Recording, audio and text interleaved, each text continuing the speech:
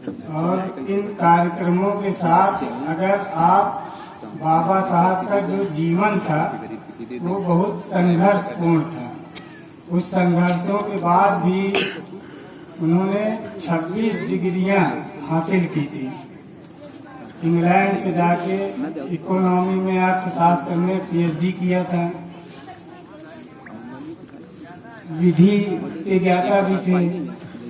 संविधान निर्माण का जो है बहुत बड़ा श्रेय उनके ऊपर था।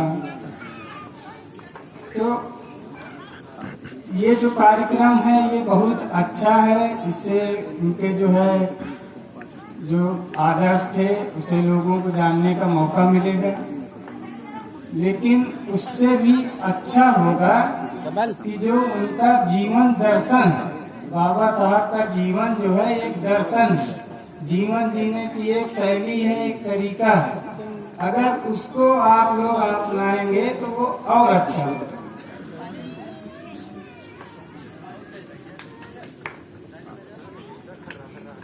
इसके बाद जो है शिक्षा के क्षेत्र में भी निश्चित रूप से आपके जो गांव है उसका जो है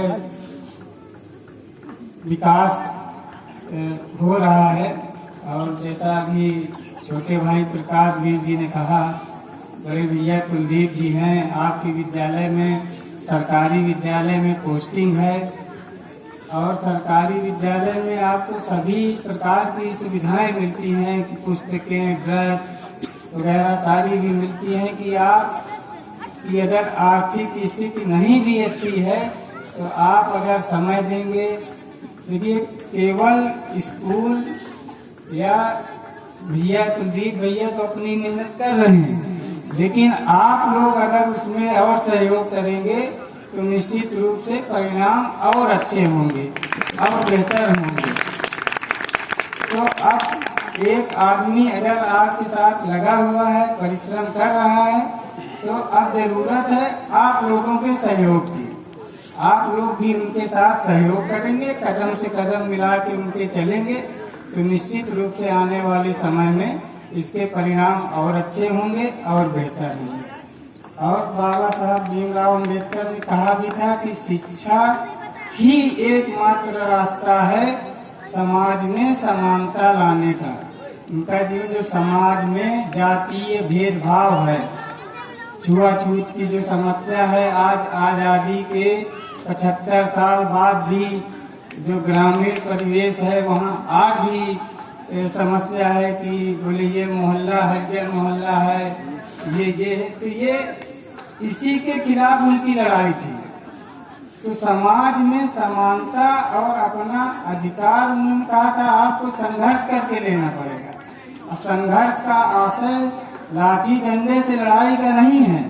आप आगे निकल के जब शिक्षा में आएंगे तो आपको समाज में सम्मान और समानता अपने आप मिलेगा। इस तरह के कार्यक्रम आयोजित करते रहें भविष्य में भी, और इसको एक दिन तक सीमित न रखें। सभी लोग, आज का दिन अच्छा है, सभी लोग संकल्प लें कि हम आधी रोटी खाएंगे लेकिन बच्चों को जरूर पढ़ाएंगे। आप आधी रोटी खा लेना लेकिन बच्चों को शिक्षित करेंगे। अगर आपके संतान बच्चे शिक्षित हो जाएंगे, समानता का अधिकार मिलेगा। कोई जरूरी नहीं है कि पढ़ने के बाद वो नौकरी ही करे। एक पढ़ा लिखा व्यक्ति अगर वो खेती भी करेगा तो उसमें भी वो कुछ अच्छा करके दिखाएगा। तो ये पढ़ाई का उद्देश्य नौकरी तक सीमित न रखें। पढ़ाई का उद्देश्य ज्ञान अर्जन बनाए कि हमें ज्ञान अर्जित करना है। पढ़ाई का उद्देश्य सीमित नहीं है नौकरी की, कि आप पढ़ लें नौकरी करें, यही जरूरी नहीं है। आप पढ़ेंगे, आप अपने अधिकारों को जानेंगे, और जब आप अपने अधिकारों को जानेंगे तो उसके लिए आप संघर्ष करेंगे। और जब आप अपने अधिकार ही नहीं जानेंगे तो संघर्ष कैसे करेंगे। एक छोटे से उदाहरण के साथ हम अपनी बात समाप्त करेंगे कि जैसे ग्राम पंचायत है, ग्राम पंचायत निधि में ग्राम के विकास के लिए कितना पैसा किस मद में आया किस मद में प्रधान जी खर्चा कर रहे हैं।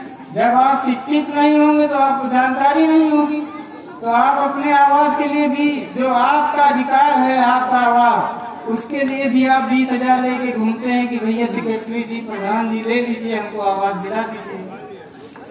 तो इन सब चीजों से बचने के लिए एक ही तरीका है, शिक्षा। इसी के साथ हम अपनी बात समाप्त करेंगे। जय भीम, जय संविधान।